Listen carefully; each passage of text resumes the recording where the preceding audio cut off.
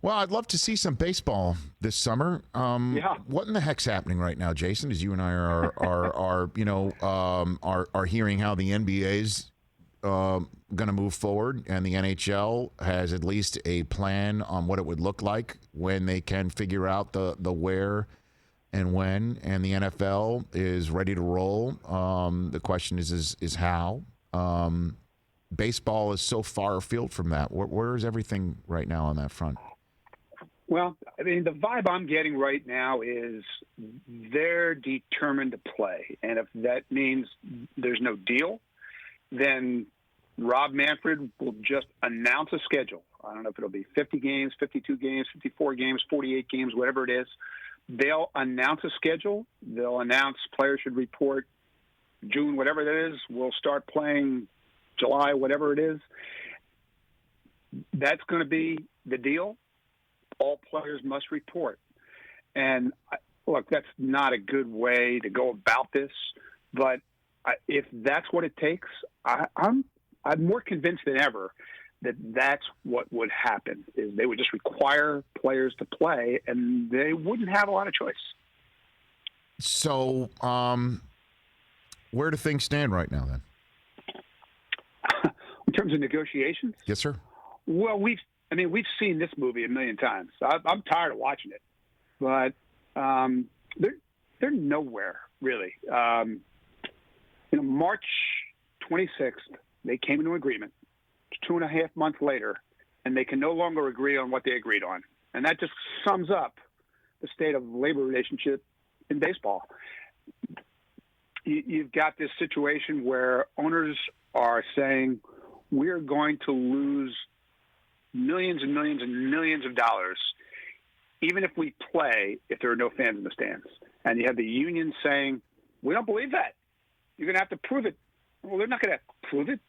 That's just not going to happen. And so, like the basis of conversation would assume that at least they understand each other's premise.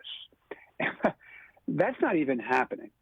So, there've been a couple of proposals swatted back and forth. There's just no basis for conversation, and it's really discouraging to watch, especially at this moment in America. Of course it is, Jason. So if baseball's saying, okay, we have a stopgap, and that stopgap is a shortened season, and that, from what I read, would pay players 30% of their salaries. And baseball rejected the players, saying, here's something twice the size in terms of schedule that will pay us 70% of our salaries. Well, obviously we're seeing what's in the middle. So why can't they get to the middle? Well, I think the essence of it is this. All right, the union made a proposal on Sunday.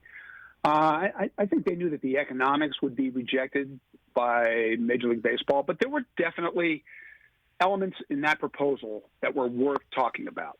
But in order to talk about it, you'd actually have to have a dialogue, a conversation. And I can think of a million words to describe these negotiations. Conversation is not one of them. If this were a tennis match, it would be like you hitting a ball over the net at me, and me looking at it and going, I'm not swinging at that. MLB has not responded and have, they floated this 50-ish game season idea, but have never proposed it, and have said they don't plan to make a counter proposal.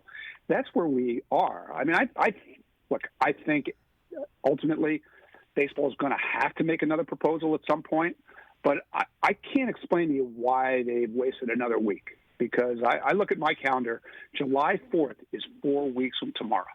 4 weeks. And that's the date by which an 80-game season would hit? I mean, that's what I'm saying here. Yeah. And so when is midnight? Because, that's usually when these things have to get done. Jayson Stark here on the Rich Eisen Show. When do you think midnight is? Or is even that up for interpretation and debate as well? How many games are you going to play? I mean, right. If it's only a 50, 48, 54 game schedule, then you don't have to start that till August 1st, right? if you really wanted to play a fairly normal half season starting on July 4th, made a lot of sense.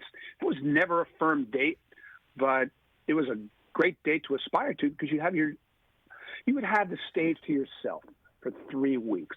And what an opportunity that would have been for this sport, right? We just came through 2 weeks ago. More people watched Tom Brady and Peyton Manning play golf than watched the final round of the PGA. People are so desperate for something to watch.